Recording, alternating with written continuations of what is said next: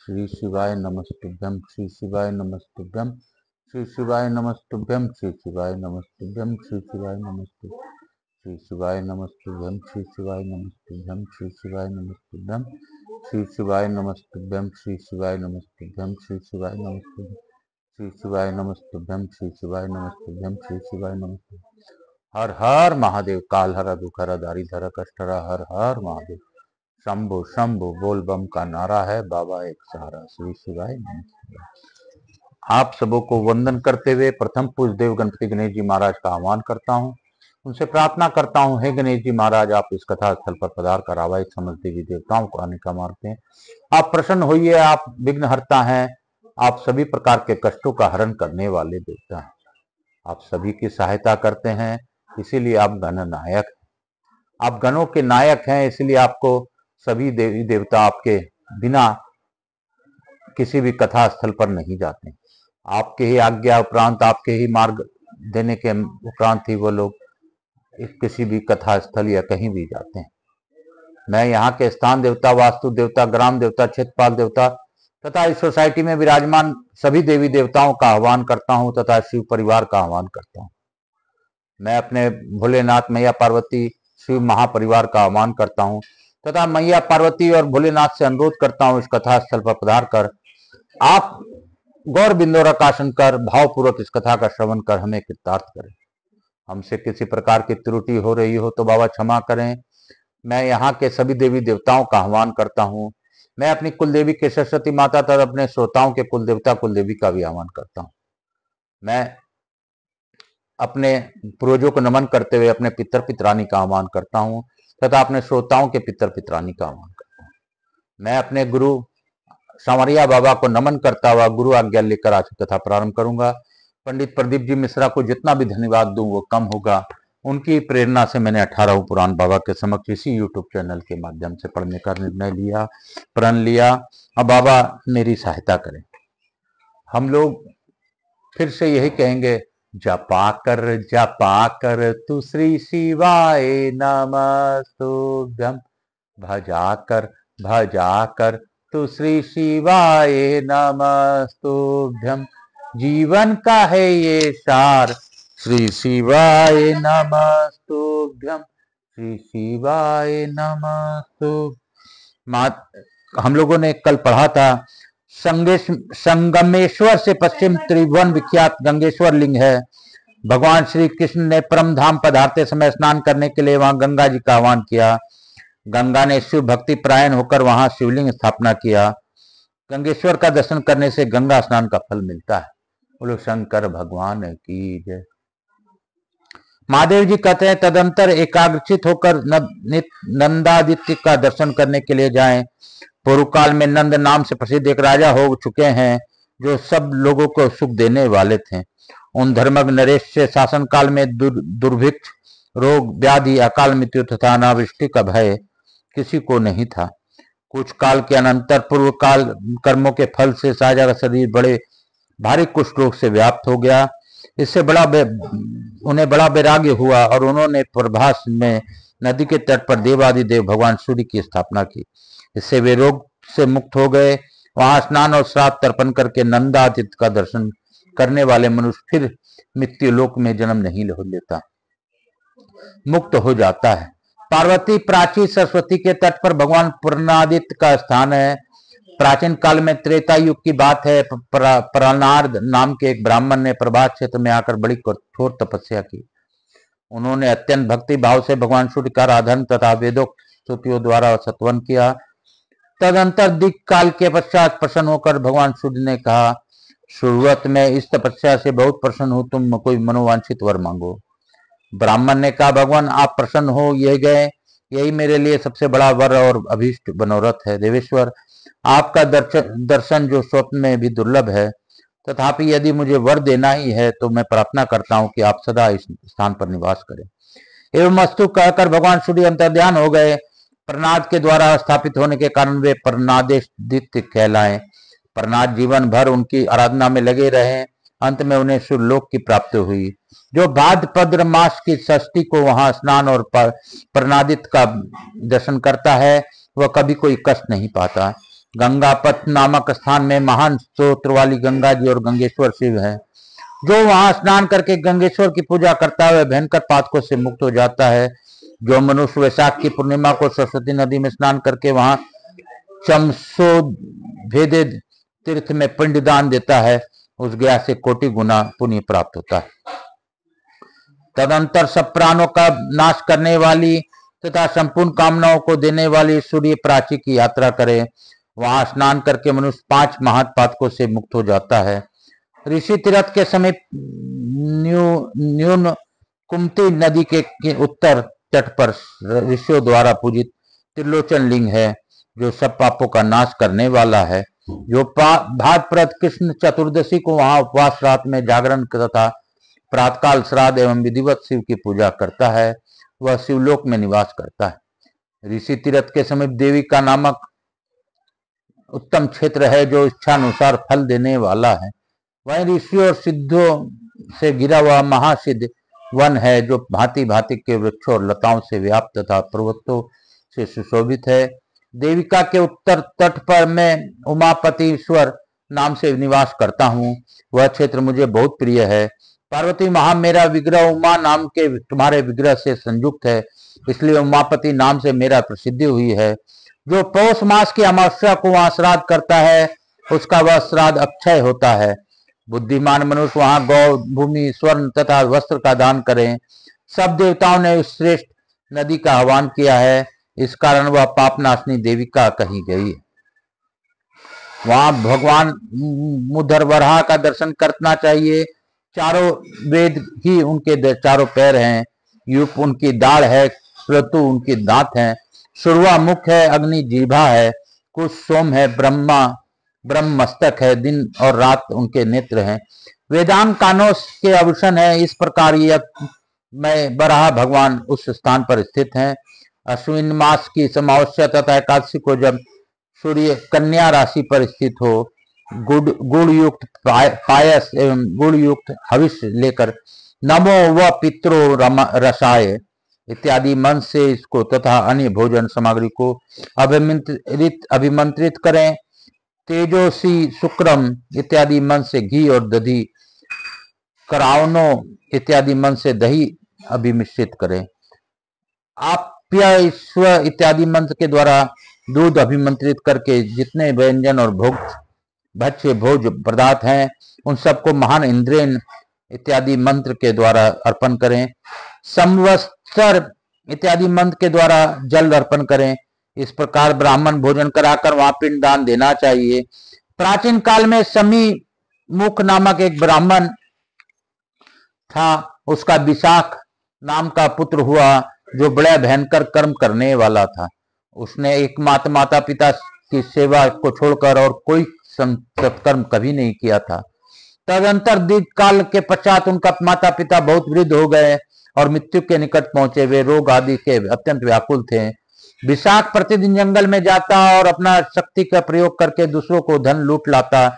उसी धन से वह अपने माता पिता और पत्नी का पोषण करता था। एक समय उसी मार्ग में तीर्थ यात्रा परायण सप्तऋषि जा रहे थे। उन्होंने देखकर विशाख ने डंडा उठाया और कठोर वचनों द्वारा उन्हें धुड़कते हुए कहा, ठहरो ठहरो। वे मुनि परम शांत थे, ढेला पत्थर और स्वर्ण के समान समझते थे। शत्रु तथा मित्र के प्रति भी उनका मन में समान भाव था। राग द्वेष से वे सब था सुन थे। उन्होंने आपस में कहा, हम लोगों के साथ जो इसका दर्शन और संभाषण हुआ है वह व्यर्थ न जाए, इसलिए इससे वार्तालाप करना चाहिए। ऐसा निश्चित करके अंगिरा ने कहा, तस्तर थोड़ी देर तक सावधान होकर मेरी बात सुनो। मैं तुम्हारे हित के लिए ही सच्ची बात कर रहा हूं। पहले यह बताओ कि तुम्हारे घर में किस गोत्र के कौन कौन लोग रहते हैं। तस्कर बोला, मुने मेरे घर में बूढ़े माता पिता और मेरी संतानहीन पत्नी है और एक मैं हूं, पांचवा कोई नहीं है। अंगिरा ने कहा, तुम पाप से जो धन कमाते हो उसमें उन सब की पुष्टि होती रही है।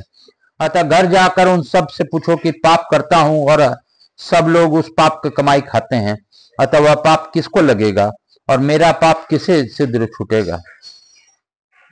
मुनि के यों कहने पर विशाख तुरंत अपने घर चला गया और मुनि को कही हुई बात तो अपने माता पिता से उसने पूछा।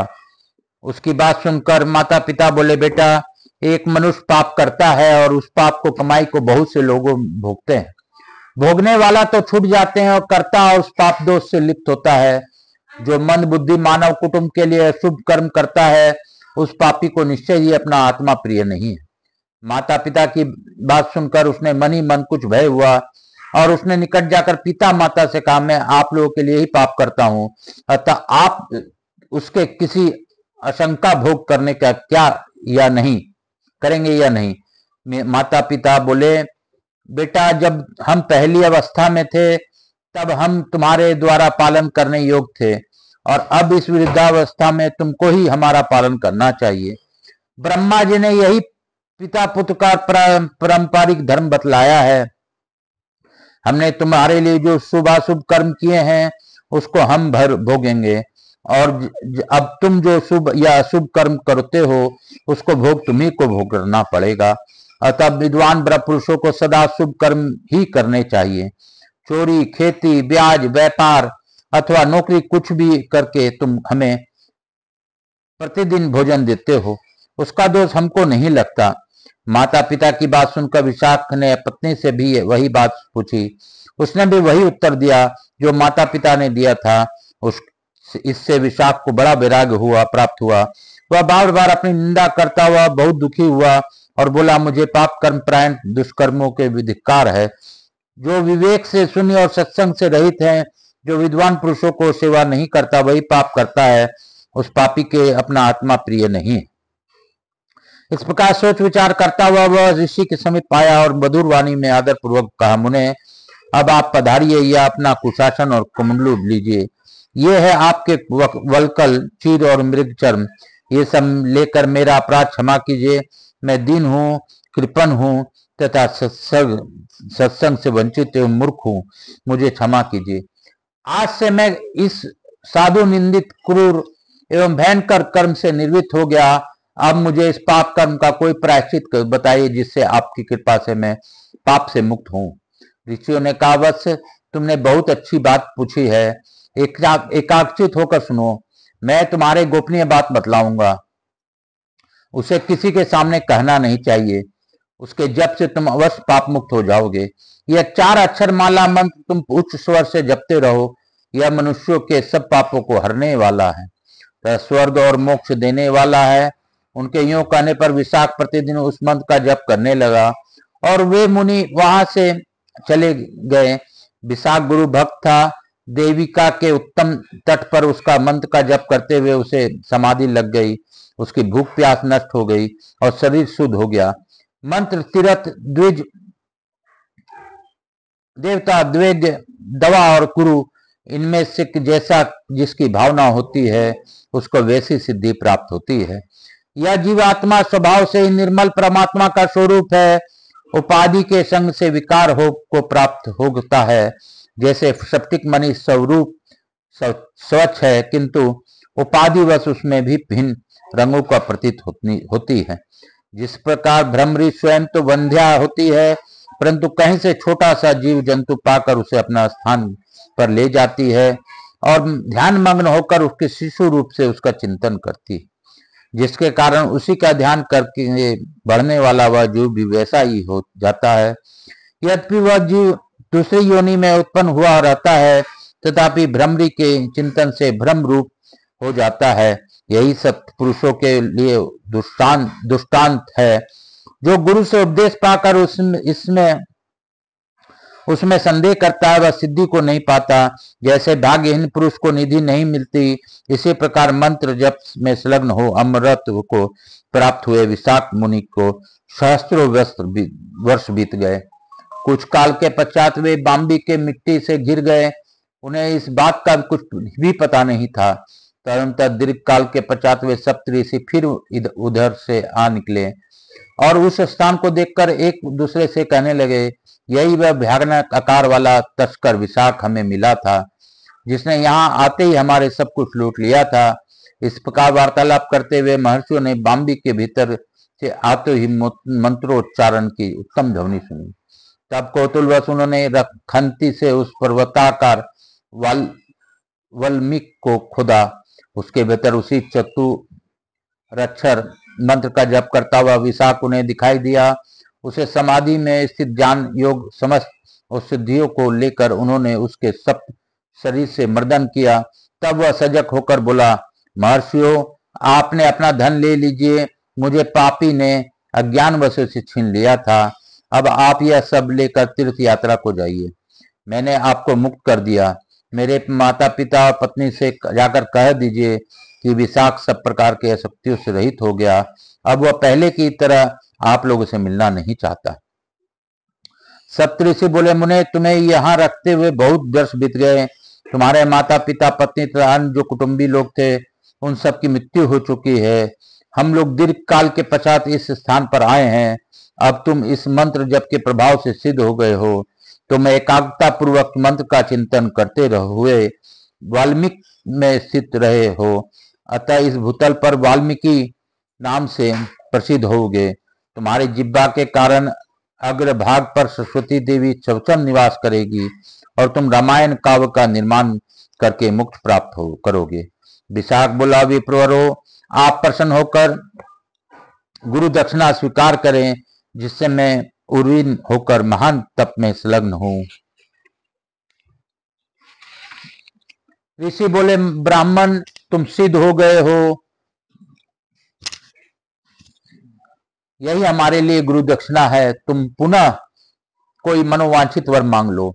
वाल्मीकि जी बोले, यदि आप लोग मेरे ऊपर प्रसन्न हैं और मुझे वर देना चाहते हैं तो बताइए, यहाँ देवी का नदी के सुरुम तट पर कौन से देवता स्थित हैं जो समस्त कामनाओं फलों के देने वाले हैं? ऋषि बोले, ब्राह्मण, यह सामने जो अनेक शाखाओं के साथ फैला हुआ वृक्ष है, इसकी ओर देखो। उसके मूल स्थान में ब्रह्मा जी का अंश से उत्पन्न भगवान सूर्य स्थित हैं। कल्प के प्रारंभ काल से ही उनकी यहाँ स्थिति है। वे ही इस क्षेत्र के देवता हैं। उनकी आराधना करो। यहाँ 2 कोस तक स्थान सूर्य क्षेत्र कहा गया है। यहाँ रहने वाले को निश्चय ही स्वर्गलोक की प्राप्ति होती है। उनकी बात सुनकर वाल्मीकि ने भगवान सूर्य की आराधना की। इससे संतुष्ट होकर भगवान सूर्य ने कहा, वर मांगो। वाल्मीकि बोले, देवेश्वर, आज से आप यहाँ सदैव निवास करें।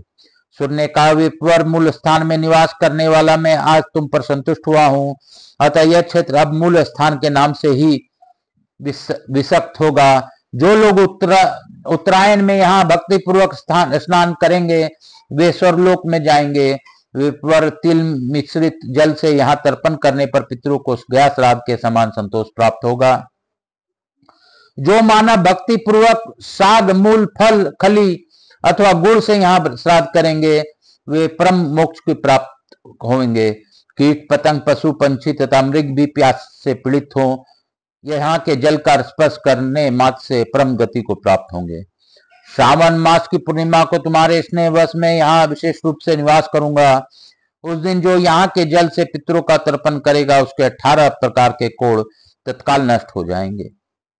कपाल, औदुंबर, मंडल, विवर्चिका, रीछ, जिन, कछु, कटिभी, सिद्धिम, अलस, विपादिका, गद्रु, सतारु, विस्फोटक, पुंडरिक, काकन, पामा, चर्मदल और चर्म, ये 18 प्रकार के कुष्ठ अवश्य तुम दूर हो जाएंगे, इसमें संदेह नहीं है। यों कहकर सूर्यदेव अंतर ध्यान हो गए। वाल्मीकि मुनि ने सूर्यदेव की आराधना तथा रामायण काव्य का निर्माण किया। अतः उस तीर्थ में सब यज्ञों का फल देने वाला सूर्यदेव का अवश्य दर्शन करें तथा इस सर्वपातक नाशनी कथा का श्रवण करना चाहिए। बोलो शंकर भगवान की जय। बोलो काशी काशी शिव काशी, मोक्ष नगरी काशी की जय।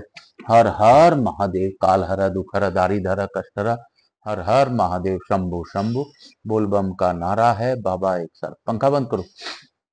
बोलो बम, बोलो बम, बोलो बम, बोलो बम।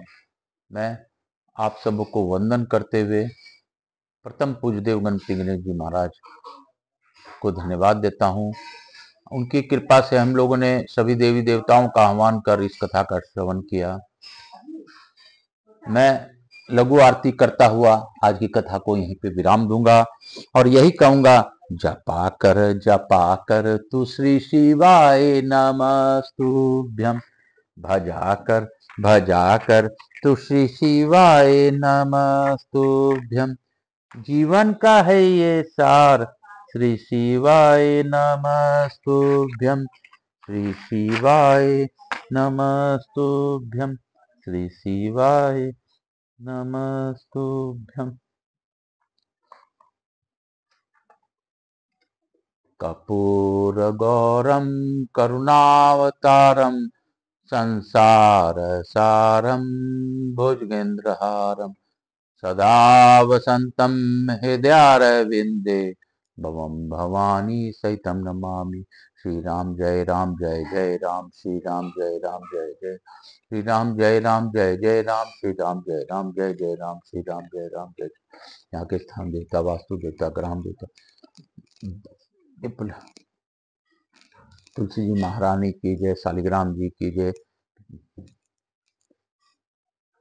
मेरे गणेश जी महाराज की जय, लक्ष्मी जी महारानी की जय, रिद्धि सिद्धि शुभ लाभ की जय, श्याम प्यारे की जय, रानी सती दादी की जय, शिव महापरिवार की जय, लड्डू गोपाल लाल की जय, कुबेर जी महाराज की जय, राधा कृष्ण भगवान की जय, मेरे सभी देवी देवताओं की जय। यहाँ के स्थान देवता, वास्तु देवता, ग्राम देवता, समस्त देवी देवताभ्यो नमो। मातृ देवी व पितृदेव व सब पितृ देवताभ्याम नमो नमः। हर हर महादेव शंभु शंभु। आप सबको वंदन करता हुआ मैं प्रथम पूज्यदेव गणपति गणेश जी महाराज, लक्ष्मी जी महाराज, रिद्धि सिद्धि शुभ लाभ कुबेर जी महाराज से अनुरोध करता हूँ कि आप इस कथा से प्रसन्न होकर सभी लोगों को आशीर्वाद प्रदान कर हमारे यहाँ चिरकाल तक निवास करें, अखंड कृपा बनाए रखें। आवाज समझ देवी देवताओं को नमन करते हुए मैं सबको धन्यवाद देता हूं और उनसे प्रार्थना करता हूं सभी लोग को आशीर्वाद प्रदान कर अपने स्थान को गमन करें, पुनः बुलाने पर पधार कर आशीर्वाद दें।